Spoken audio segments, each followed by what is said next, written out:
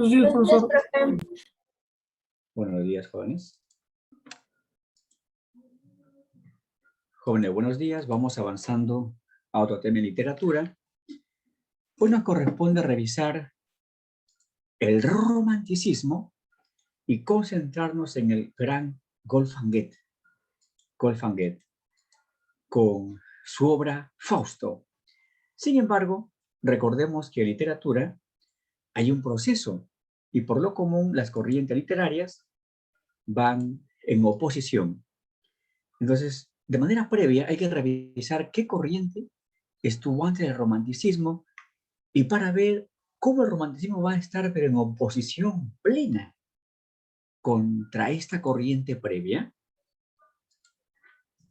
La corriente anterior al romanticismo fue el neoclasicismo, donde destaca el gran autor Molière, cuyo nombre verdadero es Juan Bautista Poquelin. Juan Bautista Poquelin. Ahí está. Juan Bautista Poquelin, que nació en Francia en 1622 y muere también en su país en 1673. O sea, alrededor de los 51 años por ahí, ¿no? Y por aquí tenemos unos datos generales respecto al neoclasicismo para luego ver cómo el romanticismo se opone, ¿eh? Tenemos aquí el neoclasicismo, que se va a desarrollar sobre todo en los siglos XVII y XVIII. Una primera característica es que el neoclasicismo, como toda corriente literaria, surge en oposición y se opuso al barroco. Ahí está. Se opuso entonces al barroco. El neoclasicismo comenzó en Francia. Ahí está. Inició en Francia. Además, el neoclasicismo, ya a nivel de sus características propias ya, tuvo influencia del racionalismo. Es decir, para los neoclásicos, cualquier tema, ya sea conceptual o sentimental, emocional, que quieras escribir, primero hay que tamizarlo por la razón, primero. Después de ese mecanismo, ahora sí, escríbelo. La razón debe tamizar todo lo que uno va a escribir. Y de hecho, que si es que la razón va a tamizar lo que uno quiere escribir, debemos utilizar diversas normas, ¿no? La normatividad. Y los neoclásicos usaron muchas normas. Por ejemplo, para el verso, exigía que el verso tenga rima, métrica, estrofas. Y si no, vaya, no vale. Por tanto, ellos defendieron a capa y espada el verso tradicional. Y en el teatro, defendieron a capa y espada las unidades clásicas, que habíamos comentado que Shakespeare la rechaza, ¿no? Recuerden que las propuso Aristóteles, las unidades de acción, o sea, que la obra teatral tenga nada más un tema central, la unidad de tiempo, que los hechos transcurran máximo en un día, máximo 24 horas, y además lo que es la unidad espacial, que nada más los hechos transcurran en un lugar, nada más y punto. Eso lo cultivaron, pero a plenitud los neoclásicos, ¿eh? Y además para los neoclásicos, la función ética era lo más importante en el arte, es decir, reflejar aquellas conductas muy negativas, conductas inmorales de los humanos de una época, en el caso de los siglos XVII y XVIII de esa época. Veamos qué formas textuales destacan, ¿eh? Porque cada corriente literaria, por lo común, da importancia a cierto tipo de texto y otros pasan un poco desapercibidos, ¿no? Encontramos que en el neoclasicismo se trabajó bastante lo que es la fábula. ¿Y por qué? Es que la fábula se ajusta a los objetivos del neoclasicismo. Se ajusta. ¿Y cómo se ajusta? Es que la fábula siempre va a reflejar una conducta inmoral y que es frecuente en una sociedad. Por tanto, toda fábula, igual que el neoclasicismo, siempre va a considerar a la función ética como la principal. también se destaca la comedia bastante. Incluso la comedia es lo que más sobresale en el neoclasicismo. ¿Y por qué? Porque la comedia también tiene la función ética. Es una comedia, una obra teatral, muchas veces de sentido burlón o cómico, pero que critica o exagera conductas inmorales frecuentes en una época. Y justamente ahí encontramos al más famoso, a Molière, ¿no? Molière, con sus obras como El avaro, El médico a palos.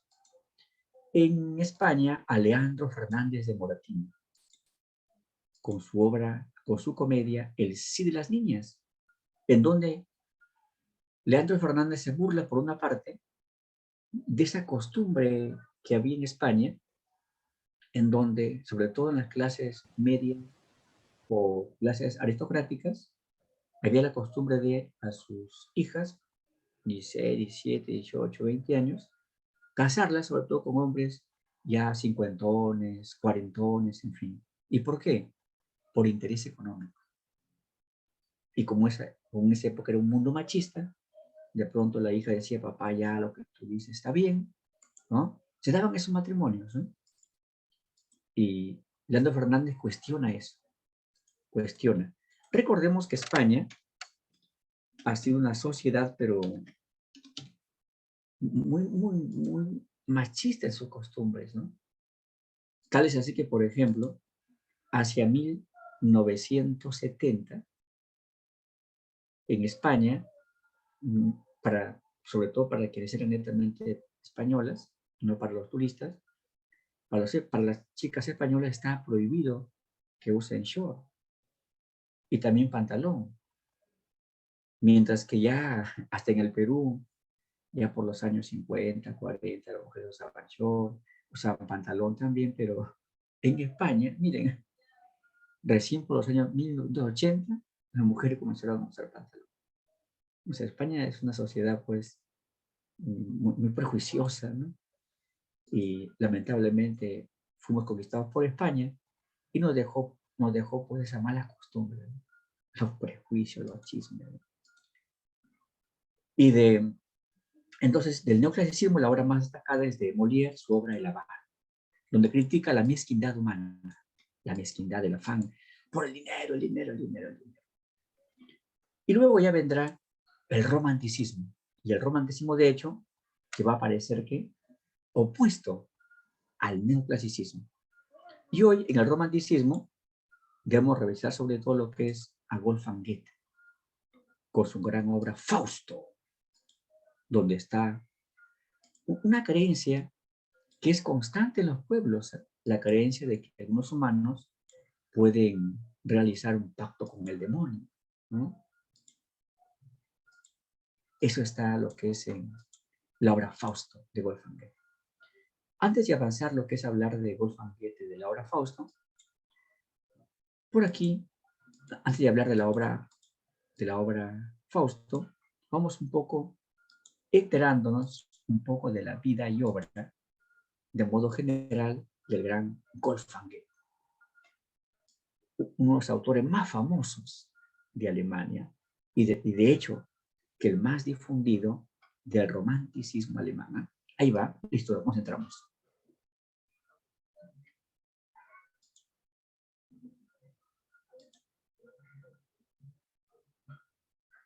Hoy hablaremos de Goethe, quien es la figura fundamental del romanticismo y de la literatura alemana. Nació en 1749 y fue hijo de un abogado imperial quien lo educó personalmente y de la hija de un antiguo alcalde de Frankfurt. Cursó estudios de Derecho en la Universidad de Leipzig, donde se interesa por la literatura y la pintura. En 1772 se trasladó a Wetzlar para hacer sus prácticas. Allí conoció a Charlotte Bock, prometida de su amigo Kessner, de la cual se enamoró perdidamente. Conoció también al filósofo Johann Gottfried Herder, quien le hace descubrir a Homero y Shakespeare. De vuelta en Frankfurt, como producto de estas influencias y tras graduarse, escribió la tragedia Ghost von Berlichingen, drama que inaugura el movimiento Sturm und Drang.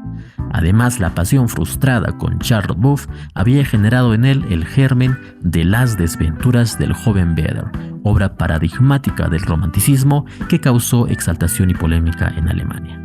Aún en Frankfurt, en 1774, se compromete con Lili Schünemann, pero esta relación termina tiempo después cuando Goethe, prácticamente huyendo de ella y de la abogacía, se va a Weimar, donde establece su residencia.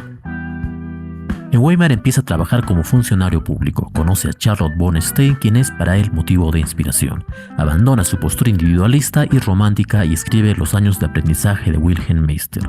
En esta época destacan sus conocimientos que le permitieron llegar a abarcar varias ramas del conocimiento como la química o la matemática. Postuló incluso una teoría del color que refutaba la teoría de Newton. En 1783 ingresó a la masonería, hecho que probablemente ha influido en su obra Fausto.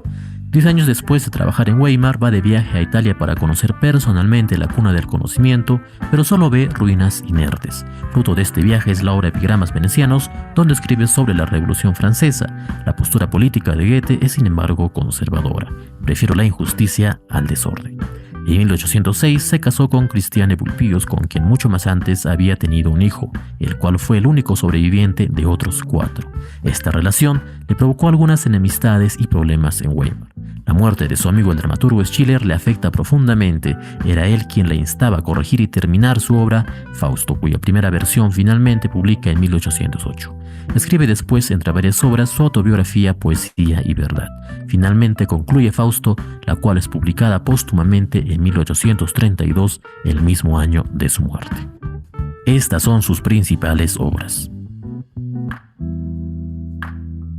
Goethe, el integrante del movimiento Sturm und Drang, representa la rebeldía contra las actitudes racionalistas de los neoclásicos, con obras cruciales del romanticismo como Las desventuras del joven Werther o Fausto. Ha sido uno de los más grandes literatos de Europa junto a Shakespeare, Dante u Homero. Goethe no solo abarcó la literatura, sino buscó el conocimiento total. En Werther, que como vimos está inspirado en su experiencia con Charlotte, describe el alegre e irracional proceso del amor apasionado, sus encuentros y desencuentros. Al final de este romanticismo surge la tragedia. El amante es rechazado y esto lo lleva al suicidio. La obra parece mostrarnos las limitaciones del amor apasionado y los problemas que aquello desencadena. Todo se genera por mantener vívido el recuerdo que como cuadros de colores nos mantienen en los espacios románticos. La obra fue muy popular e incluso llegó a establecer la llamada fiebre de Werther, que consistía en llevar la moda de vestir como el protagonista o suicidarse como él. Fausto es sin duda su mejor obra dramática y ha sido una gran influencia en obras pictóricas, musicales y literarias, y es incluso parte de la cultura popular contemporánea. El protagonista, en su decepción con la vida y la ciencia, hace un pacto con el diablo a cambio de la plenitud de la vida. Así, cuando llegue al placer que valga la pena mantener en la eternidad, Fausto podrá morir. De esta manera recibe la juventud para disfrutar de la vida. Después de este hecho surge una historia de amor con Margarita que trae consigo la tragedia de la muerte. Se explora no solo lo misterioso que conlleva presentar al diablo en forma de un animal y los diálogos que ambos tienen, sino todo el simbolismo que en la obra se representa.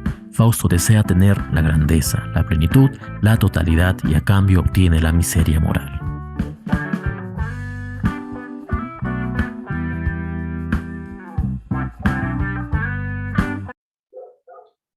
Ahora sí, por acá veamos lo que es un movimiento literario que va a ser el que funda el romanticismo en Europa.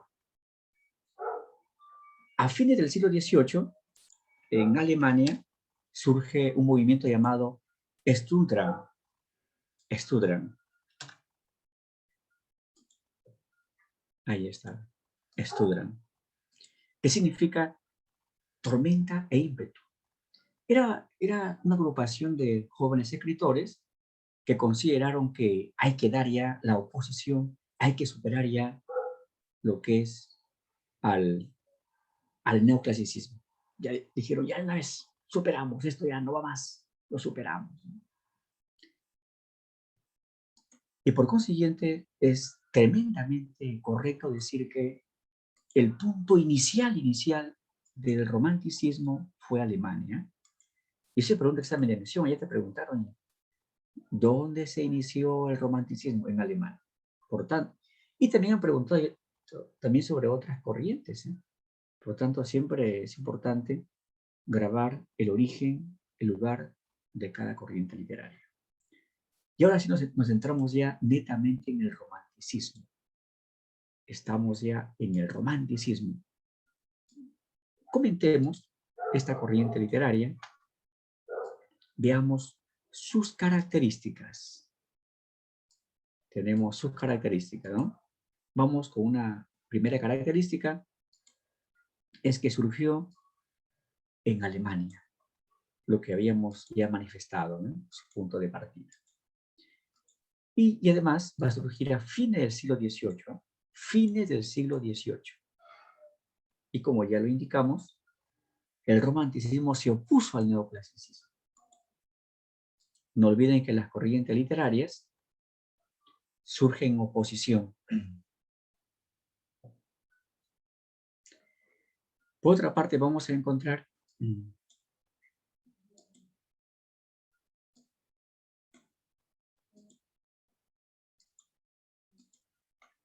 ahora sí ya las características netamente textuales, ¿no? Tenemos el subjetivismo. El subjetivismo.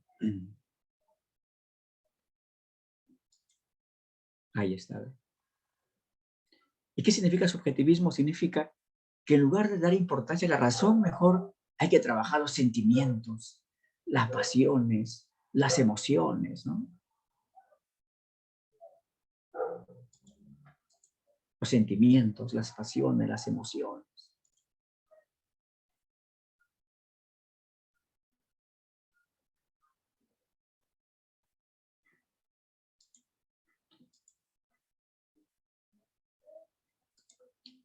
Por consiguiente, esta característica llamada el subjetivismo se manifiesta ¿qué? Se manifiesta tremendamente opuesta ¿a qué? Opuesta al racionalismo francés, al racionalismo neoclásico, ¿no? Continuamos.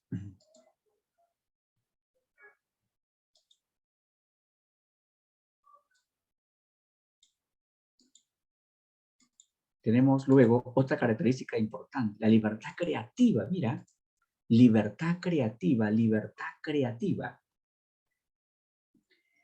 que también se opone a esta característica a esta cualidad del neoclasicismo, ¿ve? La normatividad, mientras que en el neoclasicismo normas y normas, versos con rimas, métricas, estrofas, en teatro, unidades clásicas, en el romanticismo ya no, señores, no, libertad creativa. Y por ejemplo, hay que trabajar el verso libre, es decir, el verso ya sin rimas, sin métricas, sin estrofas. Y además hay que rechazar esas normas teatrales que dio Aristóteles, o sea, las unidades clásicas. Luego por aquí vamos a encontrar que esta obra destacó en tres funciones. En tres funciones destacó. Destacó en tres funciones.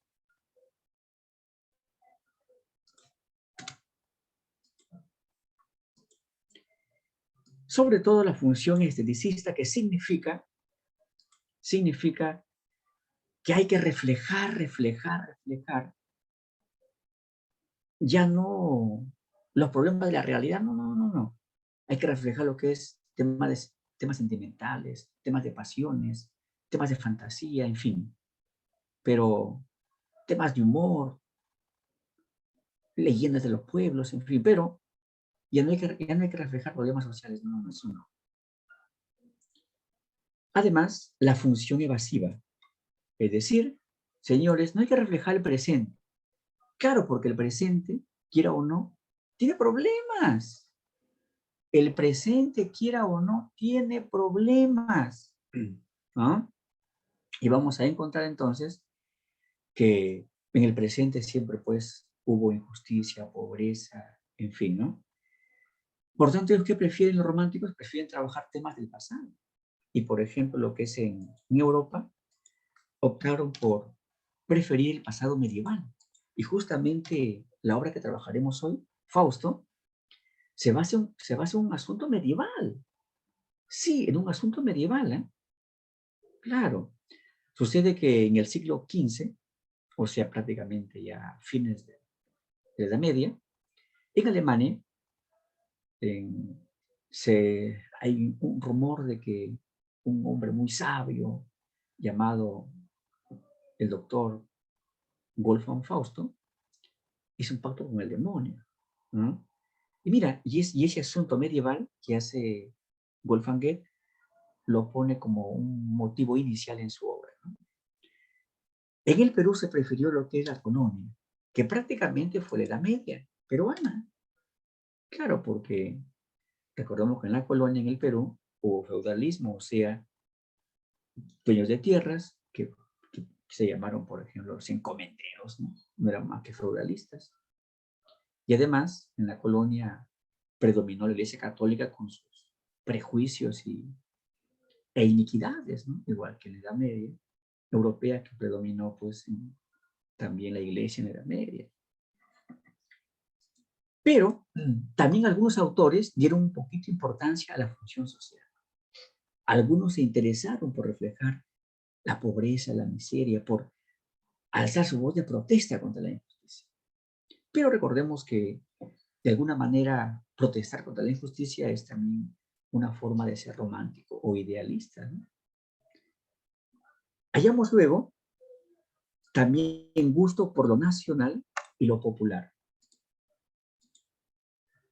Gusto por lo nacional y lo popular.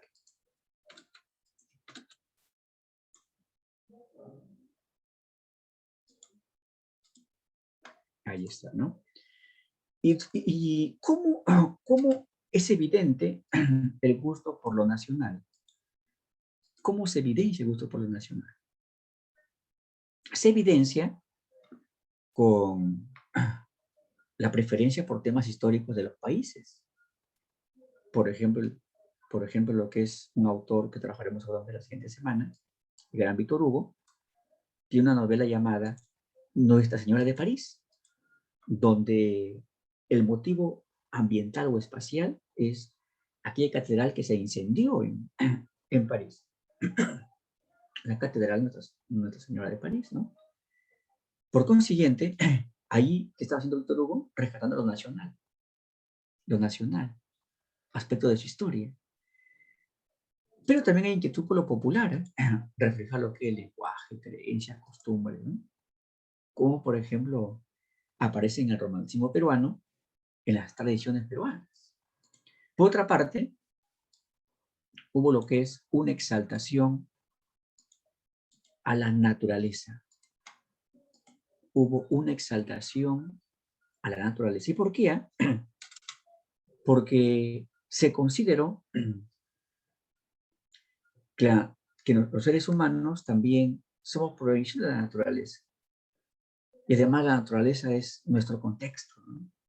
Y se consideró también que cuando el autor escriba, vaya vinculando pues nuestro mundo anímico, sentimental, nuestras pasiones, también a la naturaleza. Por ejemplo, decían, si vas a proponer que en esos hechos hay tristeza, propon pues un ambiente lluvioso, nublado, tal vez árboles por ahí con muchas hojas caídas, como para enfatizar más la desolación, la tristeza, ¿no? Y si vas a proponer alguna escena o hechos de tranquilidad y alegría, propon pues un ambiente con cielo despejado, de repente por el camino flores, árboles en pleno verdor, como para también asociarlo a nuestro mundo anímico tranquilo en ese instante. Porque tenemos representantes, pero aquí hay que agregar nuestra patria, ¿no? Listo. Perú. Ahí está.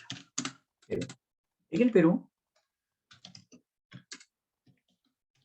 Ricardo Palma. En el Perú, Ricardo Palma.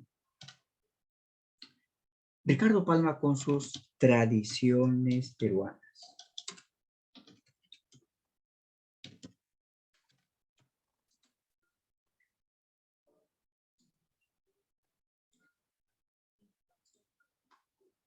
Ahí está. Ricardo Palma con sus tradiciones peruanas. Pero veamos, vamos en orden, ¿eh? Observamos que en Alemania, justamente ahí está el autor de hoy, en Alemania, el gran Wolfgang Goethe, con sus obras, por ejemplo, Fausto, que lo comentaremos, o también la novela Werther, donde está pues el sentimiento apasionado que a veces nubla la razón, lleva a decisiones extremas. Werther está muy enamorado de su vecina Carlota, pero Carlota es casada, ya tiene niños y vive tranquila con su esposo. Werther la visita pues como un amigo y poco a poco en ellos surge el amor. Él está enamorado de ella también, ¿no? Y poco a poco ella también le manifiesta pues que hay amor hacia él. Werther dijo un momento, ahora únicamente falta dar el paso decisivo. Y seguramente para consolidar nuestro amor habrá que fugarnos, iniciar una nueva vida. Pero un momento, ¿y sus hijos, su familia, su esposo? Ella misma, después de dar ese paso conmigo, que nos vayamos a hacer nuestro amor, luego esa felicidad de lo nuestro no se puede ver afectada por sus hijos lejos. En fin, creo que aquí el inconveniente soy yo, dijo Werther. Mejor que quede así. Al menos sé que me ama y sé que lo amo. Y ella seguirá con su familia, con sus hijos. Mi muerte lo afectará muy poco porque este amor nada más se queda en platónico. Por tanto, que sea así. Y que ese Werther se mató. Se mató Werther. Miren, o sea, el romanticismo, a qué extremo podía llegar en esa época, ¿no? En España tenemos a Gustavo Bécquer con sus rimas, que son poemas de amor, breves, intensos, y también sus leyendas. Leyendas.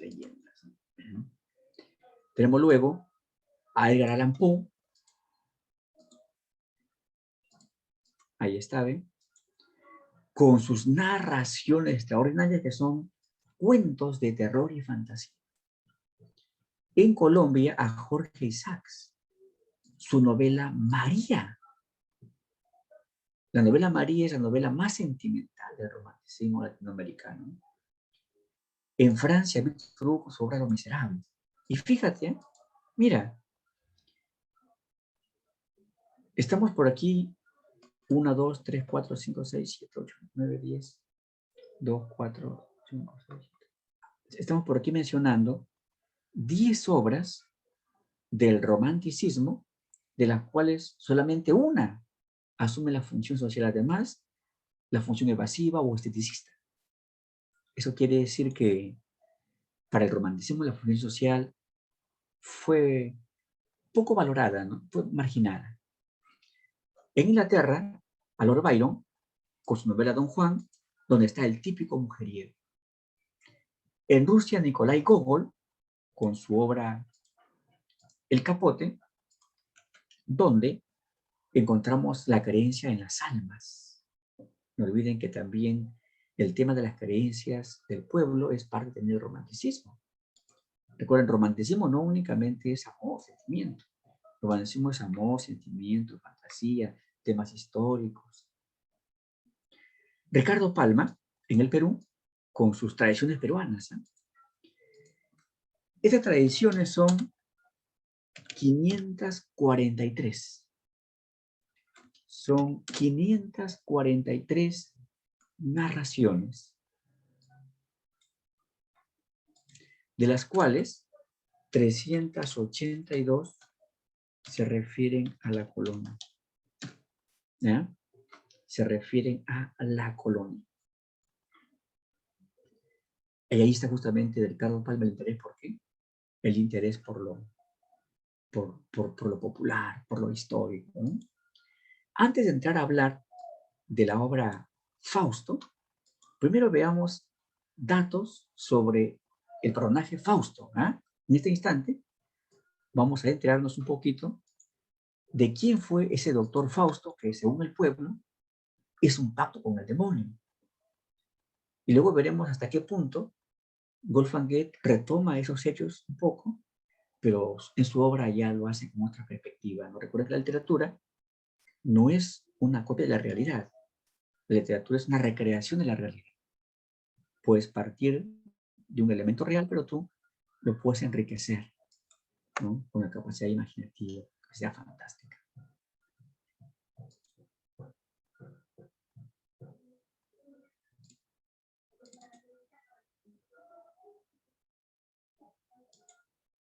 Listo.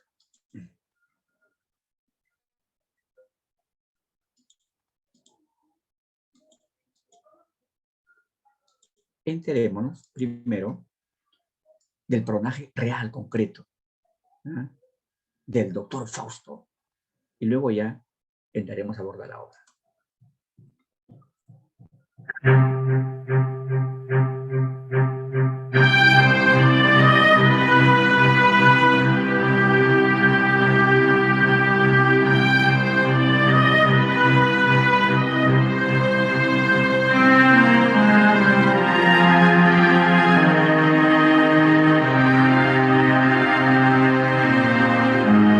Fausto, de Johann Wolfgang von Goethe.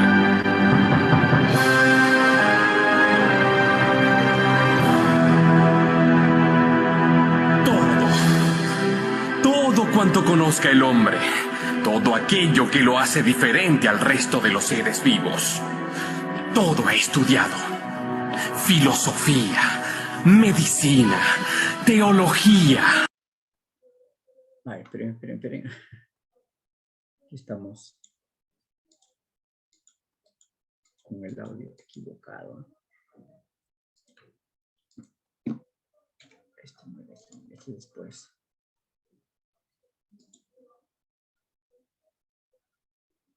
Ahí está Fausto Medio Calera.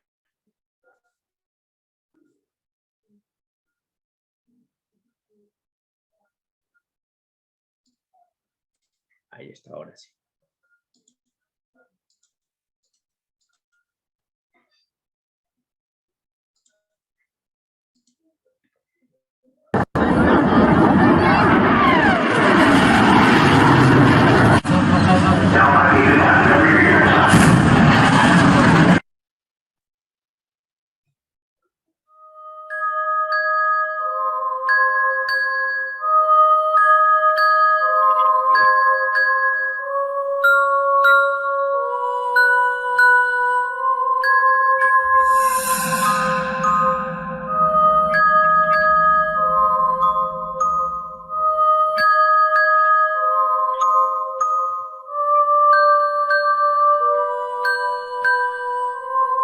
Faustus era un individuo sumamente perceptivo y hábil, cualificado e inclinado al estudio.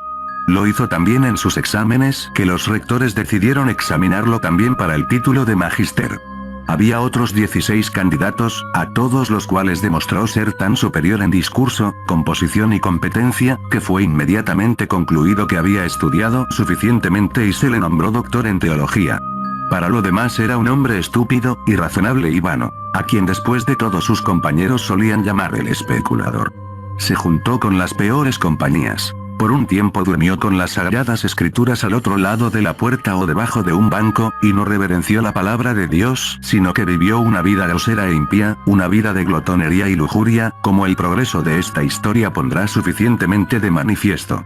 Ciertamente, el proverbio es verdadero. Lo que está inclinado hacia el diablo, irá al diablo. Historia von de Johann Fausten, autor anónimo, 1587. Sucedió hacia 1540 que el doctor Johann Georg Faust moría de forma aparatosamente trágica en una habitación de la Posada del León, hotel de Staufen, ciudad alemana que se extiende a los pies de la Selva Negra. El doctor Faust, que se estima debía de tener entre 50 y 60 años, andaba ocupado en una de sus varias vocaciones esotéricas, la alquimia. Empezó a mezclar productos y sustancias diversas en vasos y botellas, con tan mala fortuna que a resultas de aquel último y malhadado experimento se produjo una potente explosión.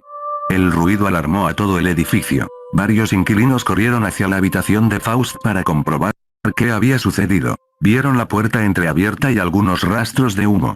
Al entrar, encontraron sobre el suelo el cuerpo sin vida del doctor, horriblemente retorcido y mutilado. El estado del cadáver espantó sumamente a los testigos. Rápidamente corrió por Staufen la voz sobre la tragedia y al conocerse la noticia del fallecimiento de Faust, de la aterradora disposición en que habían sido encontrados sus despojos, los detractores del doctor, cuya mala fama lo precedía desde tiempo atrás, no tardaron en ofrecer una explicación a por qué había resultado tan sangriento su final. El cuerpo de Faust había quedado tan maltrecho como consecuencia no solo de la explosión, sino de la intervención del mismísimo Satán.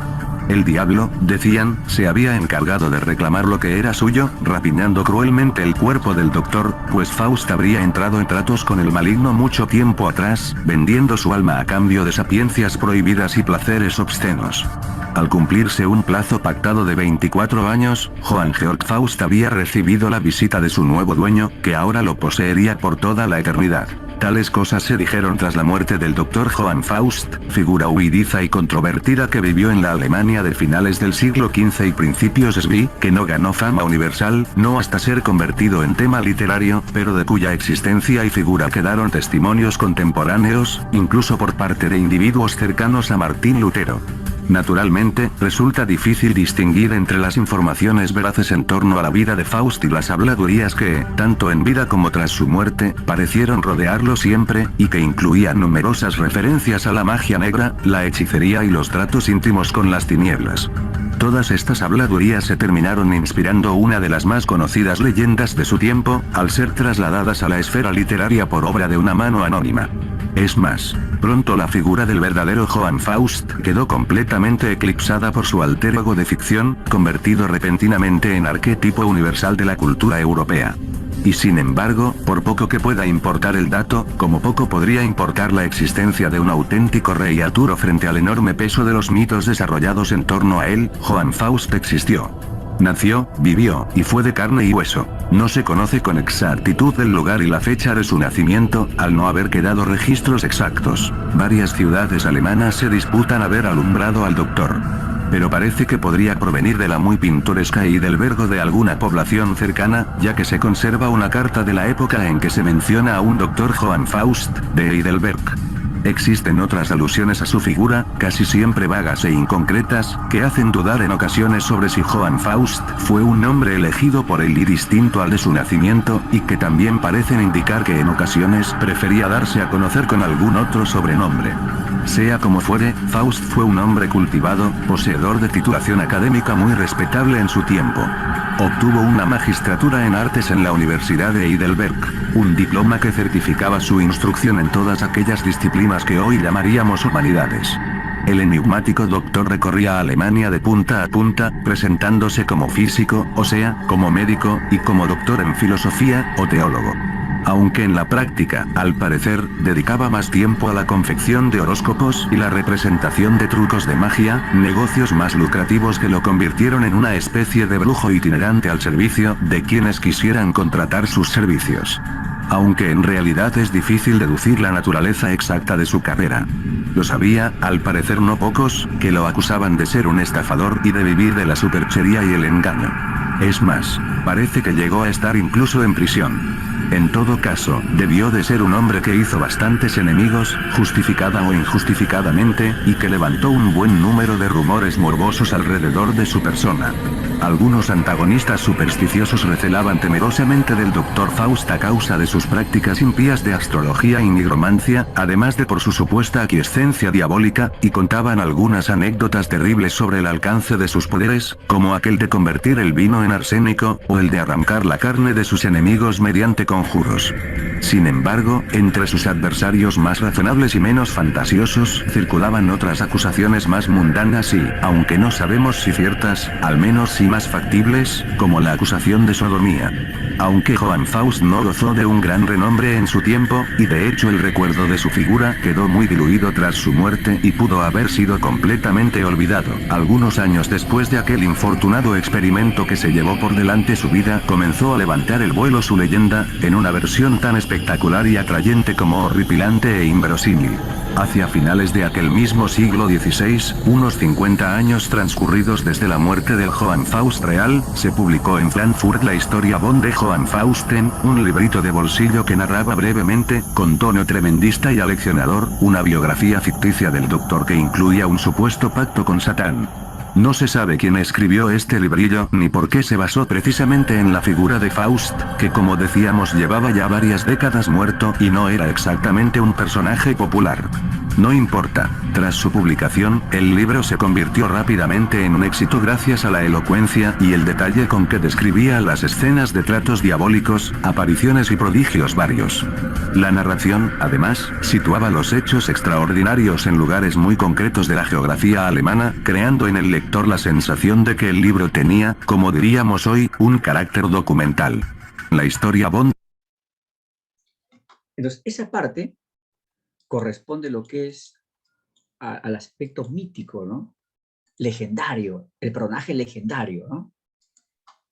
Ahora sí, vamos ya a lo que es la obra como tal, ¿ah? La obra como tal. De hecho, que ha retomado algunos aspectos de la parte legendaria, sí. Tenemos aquí entonces para comentar, para estudiar la obra Fausto de Wolfgang Goethe. Fausto de Wolfgang Goethe. Ahí está.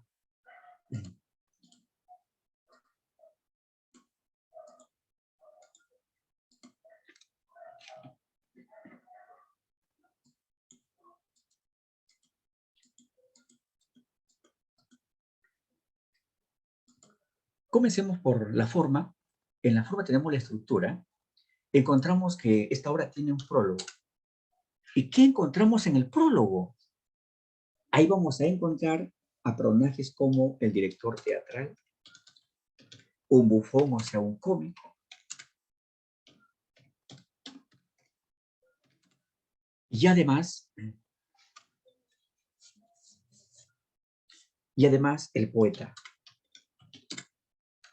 Y ahí conversan respecto al sentido de la obra literaria, donde el director manifiesta pues que una obra debe ser para que el público lo prefiera y por tanto pues va a pagar y habrá beneficios. Claro, el director lo ve desde la perspectiva del espectáculo, ¿no?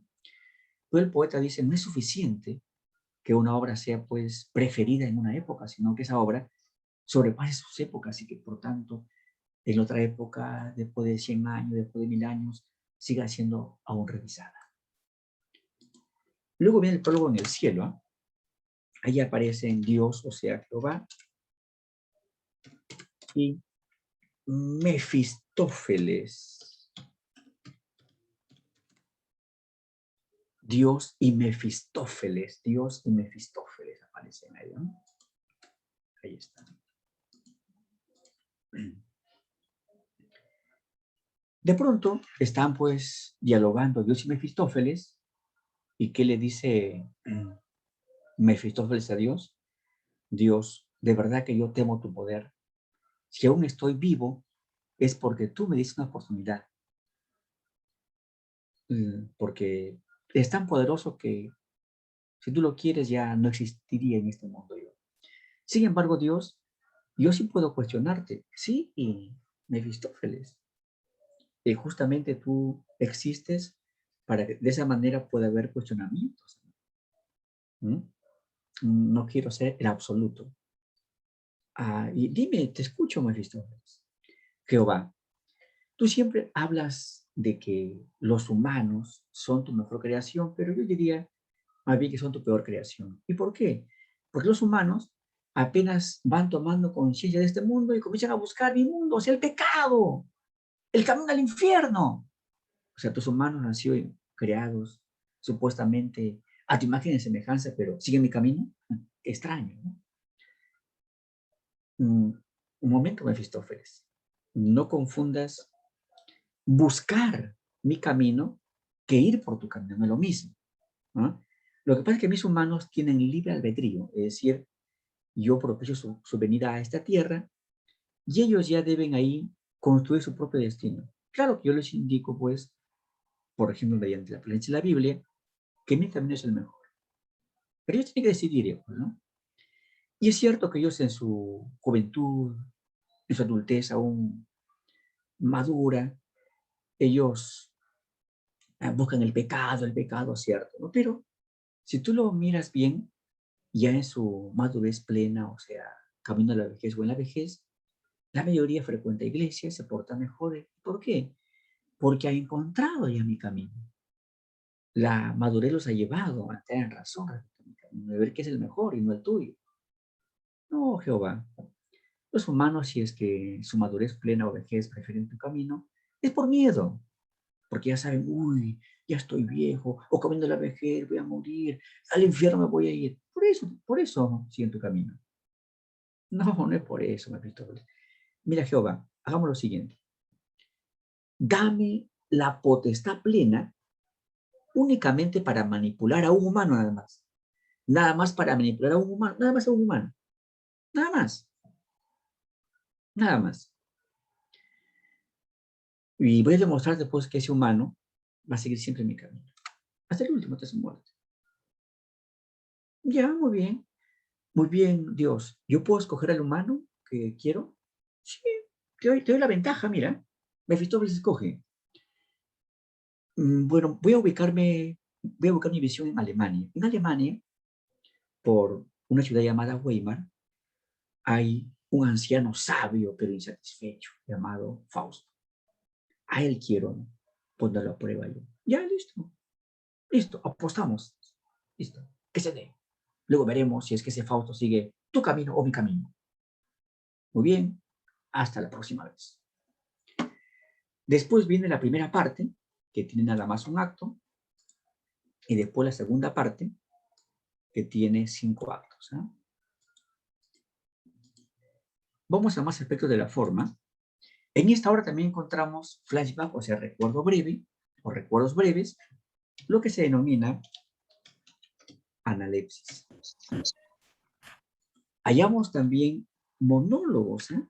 Y justamente la obra comienza con un monólogo, que luego lo vamos a escuchar, que apenas dura 5 o 6 minutos. ¿No? Entonces, hay que agregar que esta obra inicia con el monólogo de Fausto, del anciano Fausto. Luego vamos a encontrar los saltos temporales, que en esta obra son saltos ya sorprendentes. ¿Eh? En una ocasión que le hice Fausto a Mefistófeles, como ya hicimos un pacto, concédeme lo que quiero. Ya, muy bien, pídeme, Fausto. Mefistófeles, estamos en el siglo XV. Por consiguiente, viajemos al siglo XII a.C., o sea, hay que retroceder en el tiempo 27 siglos. ¿Y para qué quieres? Es que quiero estar en Esparta, en Grecia, y conocer de cerca y amar a Helena de Troya. Por tanto, Fausto viaja en el tiempo al siglo XII a.C. Al siglo XII a.C. ¿Qué significa salto cualitativo?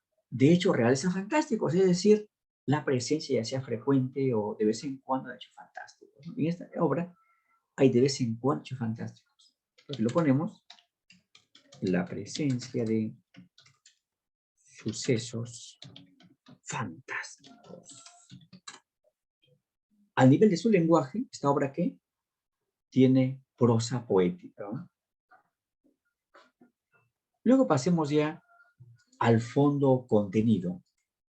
En el fondo contenido hay que precisar lo que es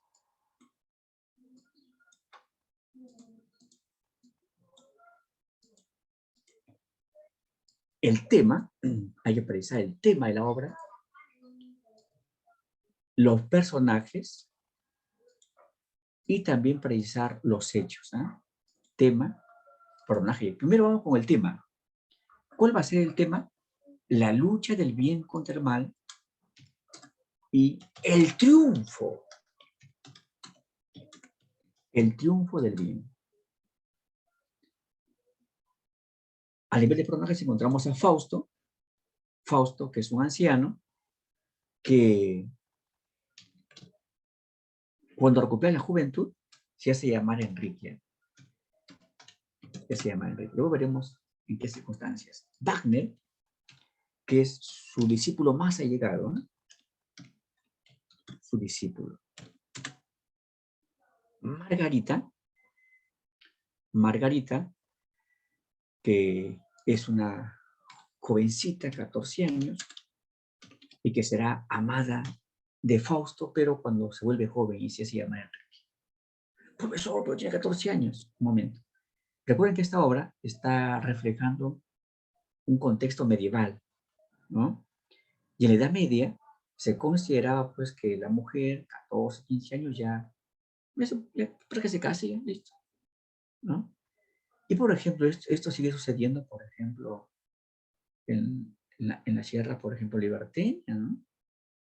La sierra liberteña, y hay muchas parejas, familias, les preguntas, ¿cuántos años tienes tú? Yo, 18, y ella, 15, tú, 17, ella, 14. Sí, vemos esos casos, ¿no? Encontramos también que Margarita tiene su mamá y su hermano Valentín, que también es soldado. Marta, la vecina de Margarita, luego veremos en qué sentido interviene. Mefistófeles, que es el demonio, ¿no? El emperador de Alemania, y luego Helena, que tendrá un hijo con Fausto, ¿eh? Su hijo es Euforión. Ahora sí, vamos por los hechos, ¿eh? Nos concentramos en los hechos.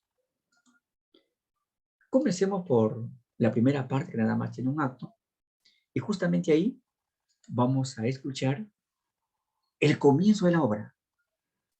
Esta obra comienza con un monólogo, cuando el mismísimo Fausto, un anciano sabio, venerable, pero infeliz, comienza a lamentarse y por ahí a intentar el pacto con el demonio.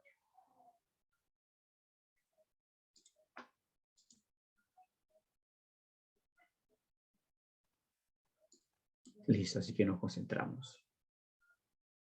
Ahí va.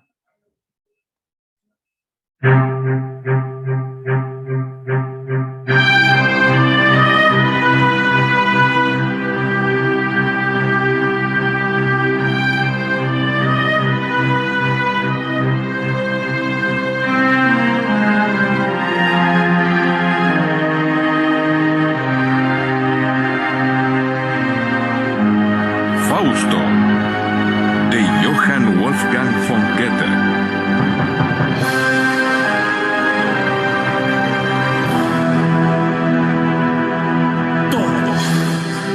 Todo cuanto conozca el hombre, todo aquello que lo hace diferente al resto de los seres vivos, todo he estudiado.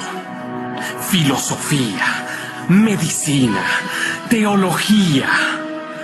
He profundizado estas y más ciencias como ningún otro. Y me encuentro en el punto de partida. Igual de sabio que cualquiera de los demás. Me llaman maestro, me llaman doctor. Tengo multitud de discípulos, pero es inútil. No logramos saber nada. Y esto es lo que me hiere el alma. No encuentro esperanzas, no encuentro placeres para mí. No puedo enseñar nada que haga mejores a los hombres. Necesito que la magia entre a mi vida. ¿Cómo cambiaría todo si se me revelaran algunos misterios? No quiero ignorar nada. Quiero saber lo que esconde el mundo, lo extraño, lo invisible. Espíritus que me rodean. Quiero que respondan a mis plegarias. Preséntense ante mí. ¿Qué soy? ¿Qué somos? ¿Soy acaso un destello de Dios?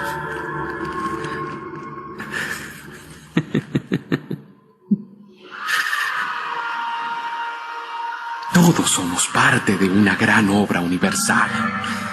Está todo en movimiento. Pero, ¿qué es aquello? Sí, es lo que creo percibir. Un espíritu. Todo mi ser se estremece. Aparece. ¡Aparécete ya! ¿Quién me ha llamado? ¡Oh, Dios mío! Me has convocado con tu poder, con tu deseo. Y ahora Es que verte me aterra. te esforzaste en invocarme. Querías verme y oírme. Y ahora que estoy aquí, te invade un terror miserable. No eres aquel hombre poderoso que creía que eras, quien se asemejaba a los espíritus. Para ese hombre he venido hasta aquí. Solo eres un gusano atormentado. Te equivocas. Yo soy Fausto. Soy tu igual. Puedes parecerte a cualquier espíritu que heredes, pero jamás te parecerás a mí. El espíritu desapareció. Dios, no soy nada. No soy nada. Esta gigantesca aparición me lo demostró. Yo, que me creía la imagen de Dios, que me creía haber alcanzado la verdad eterna. Bastó una sola palabra para sentirme humillado.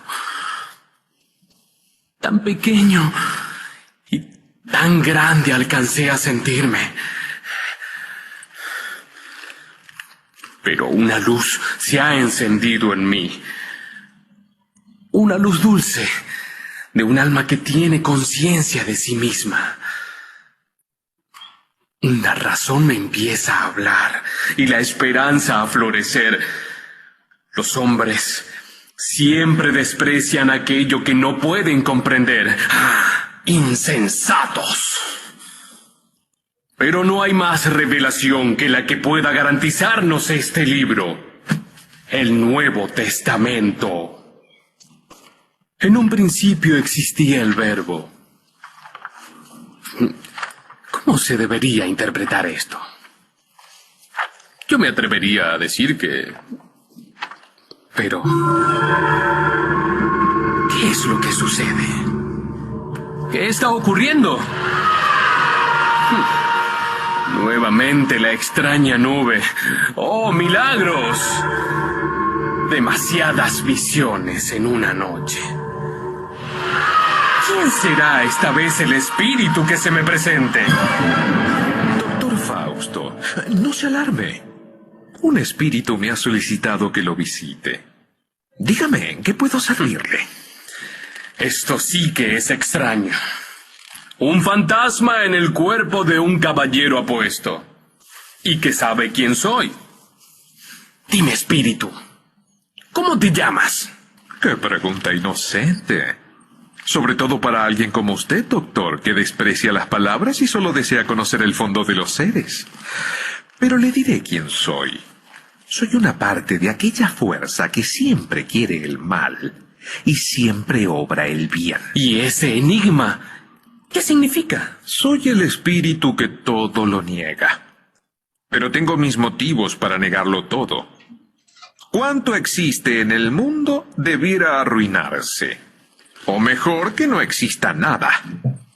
Para mí no existe más elemento que el mal, la destrucción, el pecado. Apenas si te estás nombrando demonio. Aún no logro comprender. Si el hombre, ese pequeño mundo de orgullo y locura, se cree un todo, yo solo soy una parte. Una parte de las tinieblas en las que surgió la luz. Ahora me hago una idea acerca de quién eres. Y eso que aún no te he adelantado nada. Pero puedes llamarme Mefistófeles. Me agrada ese nombre. Y ya que entramos en confianza, y ya que te siento mi amigo, Fausto, dime qué es lo que te atormenta. Ah, espíritu. Siento dentro mío las miserias de la existencia. Soy demasiado viejo para no pensar más que en divertirme. y demasiado joven para no tener deseos. ¿Qué es lo que me puede ofrecer el mundo? El alma que tengo adentro puede agitarse profundamente, pero es impotente al mundo exterior. La existencia me es insoportable. Deseo la muerte y detesto la vida. Deja de complacerte en esa melancolía que está devorando tu vida. Escucha lo que tengo para ofrecerte. Si quieres unirte a mí y que emprendamos juntos el camino de la vida, acepto en pertenecerte ahora mismo, en ser tu amigo, tu sirviente y hasta tu esclavo. Yo puedo mostrarte maravillas, las que jamás habrás imaginado. Tranquilo, demonio. Y dime, ¿cuál será mi obligación a cambio? No te preocupes por ello. Quiero saberlo. El diablo es un egoísta, no acostumbra a hacer las cosas por amor a Dios. Así que dime tus condiciones. Habla claro. No deja de ser peligroso tener en casa semejante servidor.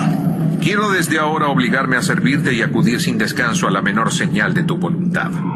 Cuando volvamos a vernos, allá abajo, harás exactamente lo mismo conmigo. ¿Quieres saber mi opinión? En verdad, poco me importa la vida allí abajo. Quiero empezar ya mismo a destruir este viejo mundo. Una vez que me deshaga de él. Que pase lo que pase. Muy bien. Entonces acepta lo que te estoy proponiendo. Te daré lo que ningún hombre ha llegado siquiera a suponer. ¡No me engañes, demonio! ¿Qué es lo que tú podrás darme? ¿Alimentos que nunca llenan, oro miserable? ¿Honor acaso?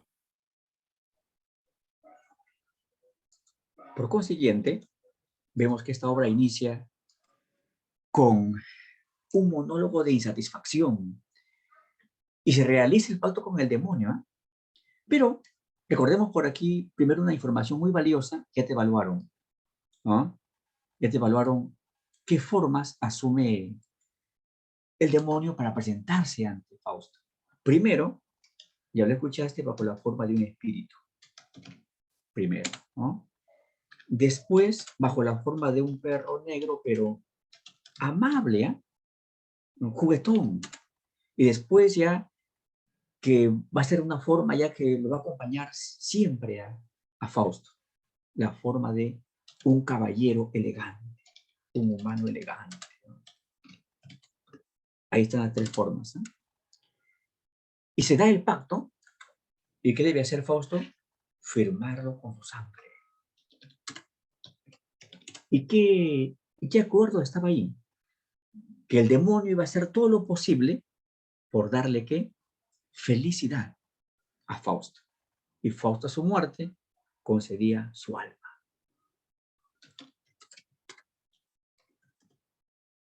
Lo firma con su sangre, ¿no? Y de pronto comienza lo que es el afán de Mefistófeles de darle felicidad a Fausto.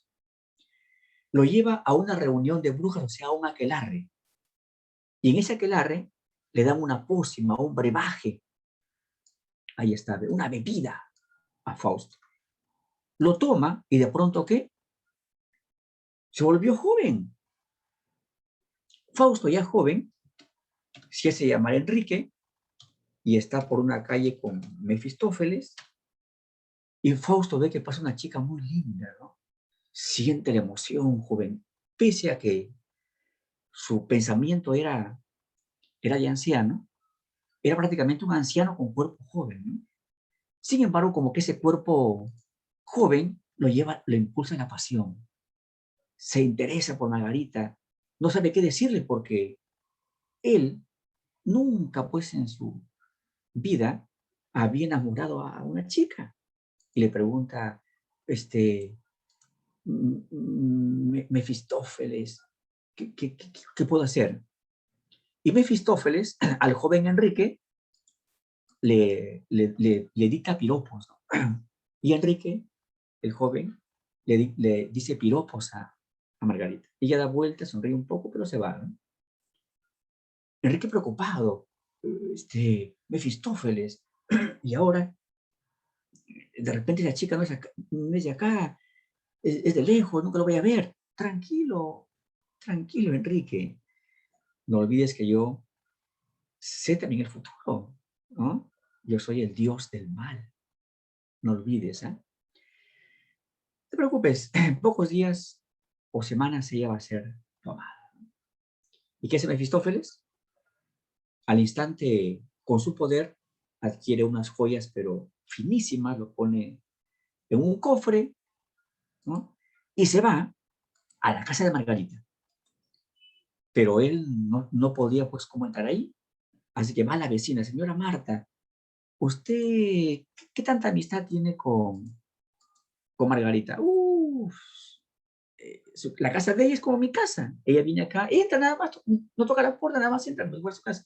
Yo también voy allá, nada más entro como si fuera mi casa. Señora, sabe que un amigo está enamorado de Margarita, quiere enviarle un regalo, pero es muy tímido ese amigo. Se llama Enrique. ¿Usted podría llevarlo a la casa de Margarita y ponerlo en el ropero de ella? Y después, ya si ella pregunta, por ahí le podemos decir. Tome su propina, señor. Ah, ya, no se preocupe, ¿no? Por tanto, Marta lleva esas joyas a la habitación de Margarita, ¿no? Margarita, pues, va a abrir su ropero para cambiarse las joyas, hermosas joyas. ¿Quién me habrá enviado estas joyas, no? Señora Marta, miren, apareció joyas en la habitación. Debe ser una admiradora. ¿Quién te piropea? Bueno, hace unos días un joven muy elegante, guapo, me lanzó frases de amor, pero yo pensé que era bueno, como hay muchos a veces jóvenes piroperos. No, amiga, creo que esto va en serio, ¿eh? Y por ahí entonces Margarita comenzó pues a interesarse en Enrique y surgió el amor. ¿Ah? Ahí está, Margarita y Enrique viven una pasión desbordante. Sucede que ya Enrique es el novio oficial de Margarita, pero la mamá que dijo, ¿sabes qué, hija? Jamás voy a permitir que, porque hay novios que vienen a la casa que dé permiso a su hija para pasearnos por el bulevar, para pasearnos por la avenida, para pasearnos en bote, y después vamos ustedes a otros lugares. ¿Ah? Que ahí no vengan no vengan con esas cosas ya es para quien aún no nace. ¿Ah? Por consiguiente, ¿sabes qué, Fausto? ¿Sabes qué, Enrique? Si tú quieres galantear, conversar con mi hija, luego fijaremos ya el matrimonio, aquí en la casa. Yo voy a estar acá en la sala mirando, porque también hay novios que apenas uno se descuida ya, quieren avanzar más de lo debido. Por tanto, Enrique y Margarita, pues, se encontraban en la sala de su casa y vigilados estrictamente por la mamá. Un día que le dice Enrique a Margarita, Margarita, ambos sienten en la fuerza de la pasión, sienten que no es suficiente conversar, que no es suficiente estar nada más de la manito, no, hay algo más, ¿no? Que no es suficiente un beso rápido, ¿no? Hay algo más. ¿Sabes qué, Margarita? Tú sabes que hay una sustancia llamada somnífero, le damos a alguien, lo toma y se duerme, hasta el siguiente día no siente nada. Le damos a mi mamá, ya listo, le damos, ¿no? Y así cada tarde le daban a la mamá se iba a acostarse un ratito a la cama y ya hasta el siguiente día no despertaba, ¿no? Y por tanto ellos tenían la casa sola, pero en una ocasión le dieron seguramente mucho somnífero. La señora nunca más se levantó. Se murió la señora, ¿no? Pobre Margarita, se sentía mal, Margarita se sentía culpable. Regresa Valentín, que era su hermano. ¿Sabes qué, hermana? De verdad que lo siento mucho la muerte de mi madre. Esa muerte inesperada, ¿qué habrá sido, no? Y ¿sabes qué, hermanita? He renunciado al ejército. Voy a cuidarte, hermano, ¿no? Hermana, me acabo de enterar que tú estás de novia de un joven. Ese joven es de familia adinerada. ¿Se fijará en ti por amor, que somos del pueblo? No creo. Y te cuento, hermana, pues que esos adinerados, y encima si son atractivos, se presentan ante a una chica pobre, se hacen que, uff, que voy a ser tu príncipe. Luego se aprovechan a través del embarazo y luego se retiran. Luego se fugan, se desaparecen. Ese tipo, Enrique, sí quiere ser contigo. Así que ni se asoma por acá, porque le va a ir mal, ¿eh? Por consiguiente, ya como que Margarita y Enrique están un poco distanciados. Un día Enrique es invitado por Mefistófeles. ¿Sabes qué, Enrique? Mira, hay una cantina en el frente. Vamos. No, pero por ahí hay más. No, vamos a esta. Vamos a tomar un rico vino. Ya vamos, ¿no? Por ella que sea, ¿no? Entran y justo ahí estaba ya ebrio Valentín. Valentín lo mira, este infeliz es el que para siguiendo a mi hermanita. ¡Ey, infeliz, tú qué haces acá! Ya te he dicho, ya no quiero verte. ¿Qué? ¿No hay otras cantinas? Ah, ¿por qué no se van? Comienzan a forcejear y recuerden que Enrique era un joven pero con un pasado de viejo, ¿no? Nunca había peleado en su vida y forcejeaba ahí con Valentín y le dice, Mefistófeles, ¿qué hago? Toma este puñal. ¿Y con esto qué hago? Hacia adelante, empújalo para que él se vaya más allá y se separen. Por tanto, Enrique coge el puñal y impulsa hacia adelante. El puñal entró en el vientre de Valentín. Se murió Valentín. Margarita afectadísima, pues, ¿no? Y de pronto Margarita resulta encarcelada. Tengo una prisión. Y en la cárcel, ¿qué decía? Estaba loca la mujer. En la cárcel decía, maté a mi hijo, maté a mi hijo, maté a mi hijo, ¿no? Se le logra de entender que mató a su bebé, ¿eh? Que su bebé nació y lo mata, ¿no? Al poco tiempo muere Margarita. De pronto, Dios que dijo, ¿saben qué, ángeles? Seguramente Mefistófeles ya está enviando o por enviar a sus demonios para que lleven el alma de Margarita. Pero debemos considerar que ella es inocente, ha sido manipulada por ese Enrique que está pactado con Mefistófeles. Por tanto, ángeles, no hay que permitir. Ella es inocente. Ángeles, vayan, traigan el alma de esa jovencita acá al cielo. Y por tanto, el alma de Margarita es llevada al cielo. Se quedó sin nada por ese momento el demonio, ¿no? Vamos a la segunda parte. Bueno, Fausto estuvo un tiempo dolido, pues, por su amada Margarita. Después ya, poco a poco, sanan las heridas. ¿Y qué le dice? ¿Sabes qué? ¿Sabes qué, Mefistófeles? Quiero convertirme en consejero principal del rey de Alemania. Así que tú con tu poder, haz que se logre. Y de pronto Fausto resulta como asesor principal del rey de Alemania. Y siempre daba consejos sabios, ¿eh? Y un día conversaban con su rey, ¿no? Mi rey, ¿qué le faltaría a usted para ser feliz? Bueno, a mí nada más un detalle. Y a ti, Fausto, a mí creo que me faltaría buscar la vida entera la felicidad. Ah, bueno. ¿Sabes qué, Fausto? Yo nada más me falta un detalle para ser feliz, o plenamente feliz. Mi rey, dígalo, a lo mejor se le puede conceder. Yo siempre he visto estatuas, cuadros sobre Helena de Troya, la esposa de Menelao de Esparta, y de verdad que me gustaría, pues, que aparezca en mi palacio, cerca de mi trono, en 3 dimensiones, en forma de holograma, aunque sea por unos minutos luego se aparezca. Esa visión sería suficiente para completar mi felicidad. Haberlo dicho, mi rey. Voy a ver si es posible, ¿eh? Ojalá sea posible. Fausto, ¿eh? Fausto era como el demonio, ¿sabe qué? Mefistófeles. Parte de mi felicidad es hacer feliz a mi rey, así que hazlo. Bueno, lo vamos a hacer. El rey cita a los nobles en el patio principal, él está en su trono, y aparece en 3 dimensiones, tipo holograma, Helena de Troya. Aparece, ¿no? Mira para allá, para acá, mira al rey, se mira al rey, y después aparece. El rey quedó contento. ¿Sabe qué, Fausto? Gracias. Que venga la muerte si quiere, ya, ¿para qué decir? Ah, soy feliz, ¿no? Mientras que el rey era feliz, ¿quién cayó en plena infelicidad? Fausto. se apasionó por Helena. ¿Sabes qué, Mefistófeles? Tenemos un contrato, cúmplelo.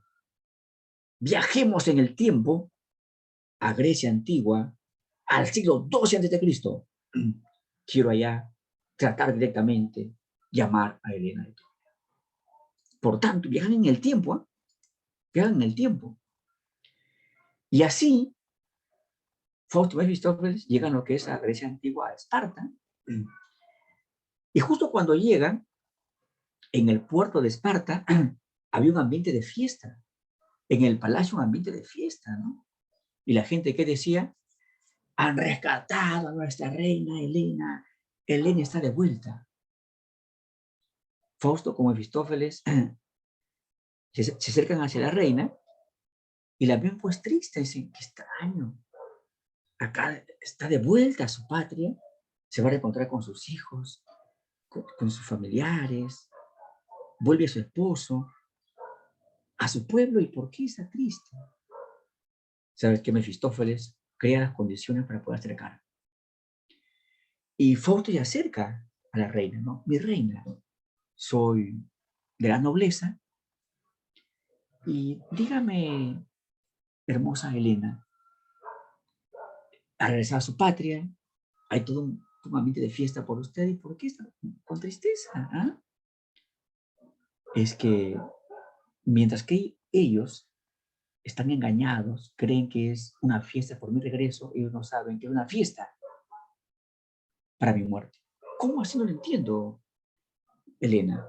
Lo que sucede es que mi esposo Menelao me ha traído de Troya, me ha rescatado, pero no para perdonarme y otra vez amarme, sino me ha traído para consumar su venganza. Me va a mandar a ahorcar públicamente y dirá, señores, esta reina se fue con otro, ya lo traje para ustedes, pero por mi honor, así queda, colgada. Ahora sí, sepúltenla. ¿Que eso va a ser? Sí, eso hablé con él allá dentro y eso me dijo. Y Menelao siempre lo cumple. ¿Sabes qué, Mefistófeles? Inventa otra guerra por ahí cerca y que no se dé este hecho. Y que Menelao viaje a esa guerra. Y Fausto con su poder inventa otra guerra. Y por tanto Menelao se va. Y Helena, contenta, sabe que Fausto, de verdad que gracias. Yo pensé que hoy era mi último día de vida, pero mira, viviré aunque sea un mes más, un año, 2 años, 3 años. Pero, aunque no lo creas, la vida, aunque lo que queda sea corta, un poquito de más alegre. Y poco a poco comienza el acercamiento de Helena y Fausto. Y se apasionan, ¿no? Se apasionan. Y tienen un hijito, Euforión. Ahí está. Y que este niño era alado, que tenía alitas. Después de un buen tiempo de pasión y felicidad, un día Helena y Fausto estaban junto a un abismo, conversando de su amor, sonriendo, y sobre todo sonriendo por las travesuras de su hijito, ¿no? Que se lanzaba un poquito allá al abismo y regresaba volando y sonriendo y alegre y un poco asustado porque como que recién estaba practicando su vuelo. Y los padres, pues, bravo, hijo, muy bien, muy bien. Y de pronto, ¿qué hace Euforión? Se lanza muy allá, y al querer volver, mueve las alas, no le da, y se precipitó, ¿eh? Se fue a la profundidad del abismo. Helena llama, hijito, ¿qué haces? ¿Dónde estás? Foto la calma. Tranquila, amor. Seguramente es una broma de este chiquito, es la muerte. Una broma va a ser. Va a volver. Hijo, Euforión, aletea con fuerza, sube, hijito. Pero no regresaba. Fausto mira hacia abajo, llama, hijo, Euforión. Mefistófeles, ¿dónde está? Mefistófeles. No había Mefistófeles, ¿no?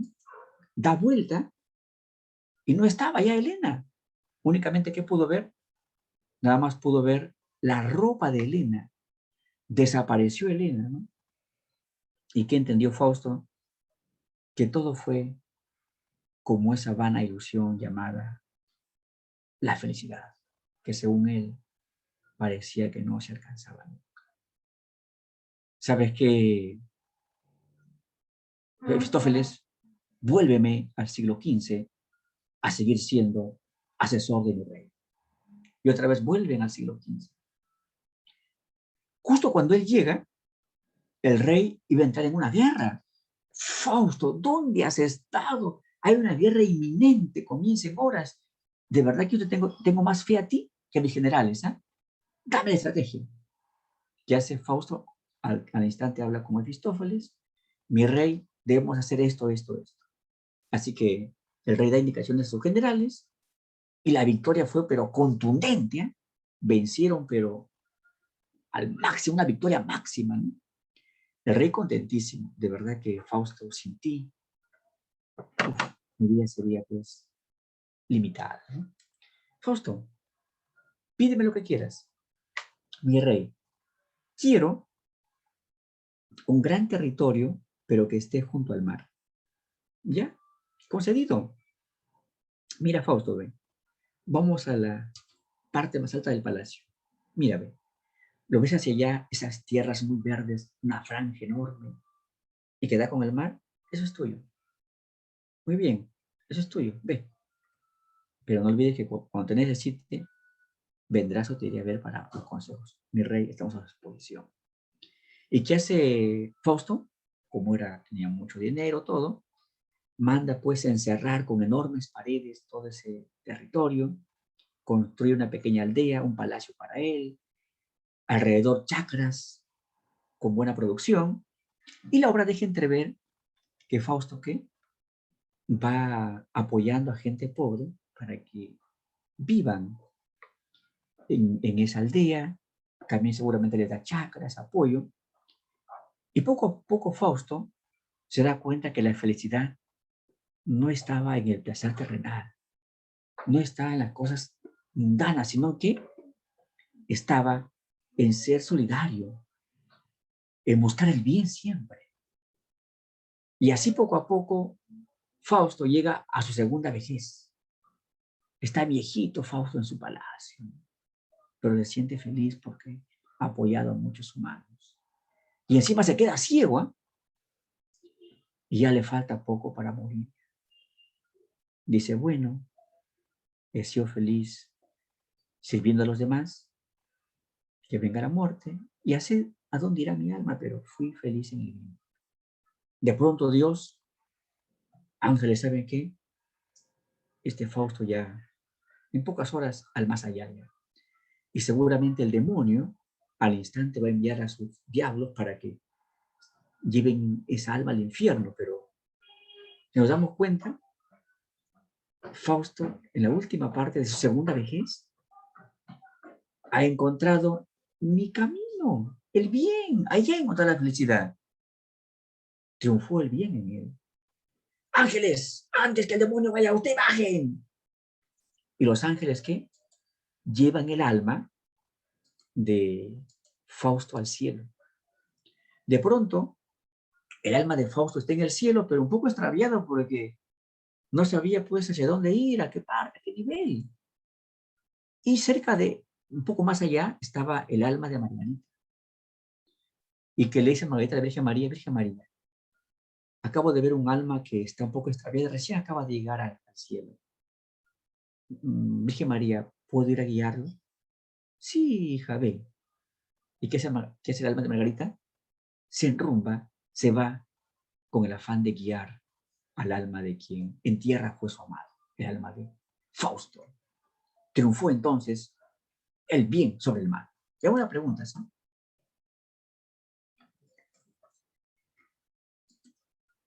Son características del romanticismo. Anhelo de libertad, ¿cierto? Preceptos y normas también. Un momento. El preceptismo, normatividad es para el neoclasicismo. Nacionalismo, sí. Esquematismo simbólico, ¿no? Subjetivismo, sí.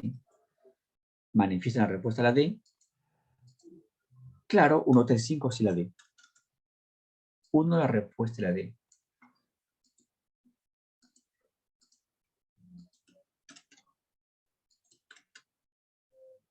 Ahí está, 1, la D. 2. Dado los siguientes acontecimientos de la obra Fausto de Wolfgang Goethe.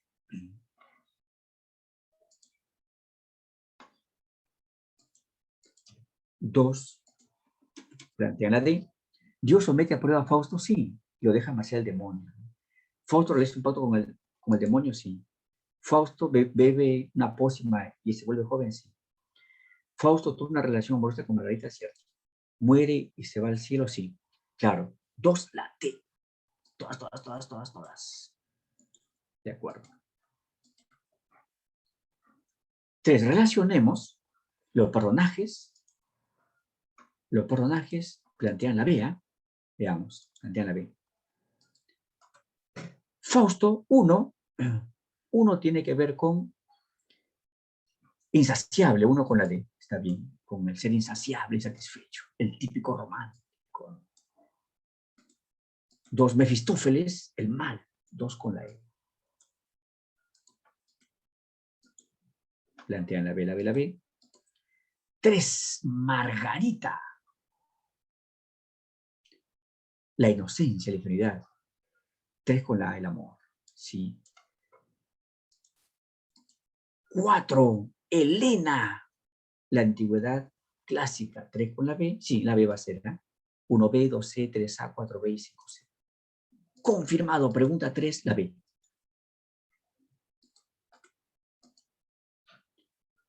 4, ahí te piden el tema de la obra Fausto.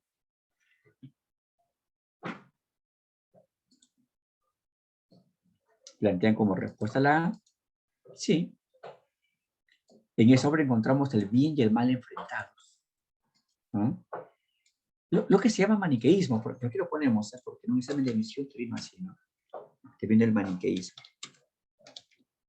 Maniqueísmo significa el enfrentamiento del bien contra el mal, ¿no? Del bien contra el mal. Listo, entonces 4, la 5. Sobre Fausto se afirma. Rechaza las unidades clásicas. Plantean la E. La 1, cierto, imagínate, en esa obra transcurren como 50 años. Claro, Fausto tenía como 70. Después es devuelto a su juventud. Y otra vez envejece como 50 años. Si es que las normas de Aristóteles nada más decían un día de hechos, ¿qué hizo Wolfgang Goethe, señores? Que me va a haber 50 años de hechos. ¿Qué problema hay? ¿Qué me reclama el Aristóteles? En prosa tiene 3 partes, ¿no? Tiene 2 partes nada más. Tiene 6 actos. La 4 no. El teatro español tiene otras características, ¿no? Por ejemplo, el teatro español es en verso. Esta obra está en prosa. 1, 3, 5. 5 la E. Bien. 6. Te piden aquí relaciones actanciales. Plantean la B. Veamos. Su protagonista ha estudiado toda la ciencia, ¿sí? Fausto vencido se suicida. No. Valentín Van Margarita muere asesinado por el amante de esta, o sea, por Fausto, claro. Fausto y Helena llegan a tener 2 hijos, no. Recuerden que Wagner nada más es que el... Altanciales significa hechos, ¿eh? Hechos, ¿no? Hechos de oposición, de apoyo. ¿Mefistófeles se lleva el alma de Fausto? No. Ya saben que lo lleva Diosito, ¿no? O sea, 1 y 3, claro. De acuerdo, 6, la respuesta es la B, tal como lo han planteado. 7 características de la obra, en general, de Wolfgang Goethe. Participa de lo clásico y lo romántico, ¿sí? Por ejemplo, en Fausto encontramos elementos clásicos y románticos, ¿no? ¿Se ubican todas sus obras en el romanticismo? No. Algunas obras están en lo clásico. El argumento quebrado no, porque el argumento quebrado vas comunicando de los siglos XX, XXI, en esa época no existía. Ofrece un tono personal y subjetivo de sus historias, ¿cierto? La 5 no, porque la novela total es típica de los siglos XX y XXI en esa época. No existía, ¿no? Plantean la C. 1 y 4 sí, 7 la C. La C. 8. El origen del tema de la obra Fausto. ¿Está dónde? Claro, está lo que es en un pasaje bíblico, ¿no? Sobre Job, que también se encuentran Dios y el demonio, y justamente someten a prueba a Job, lo someten a prueba tipo Fausto. Claro que a Job le ponen un montón de el demonio un montón de castigos y problemas para que reniegue de Dios, pero nunca lo hizo. 8 la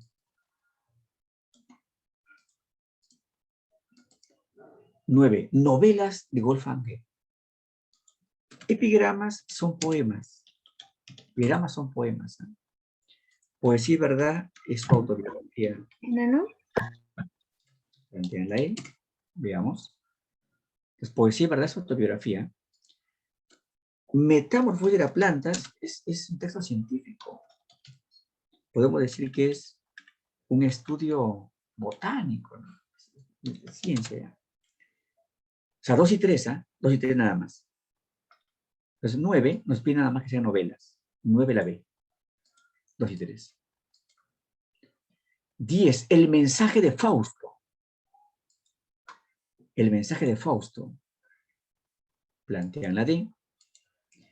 La lucha por encontrar el sentido a la vida, no estar nunca satisfecho y por eso mismo, a sus errores, se redime y se salva, claro. ¿No? Buscar la felicidad, pero encontrarla en el camino de Dios. 10 la D. 11. ¿Cuál es el nombre del hijo de Fausto y Enano. Enano. 11, cierto, la E. 11 la E. Personaje que representa la nueva poesía greco-germánica. La unión de lo clásico y lo alemán. Euforión, claro.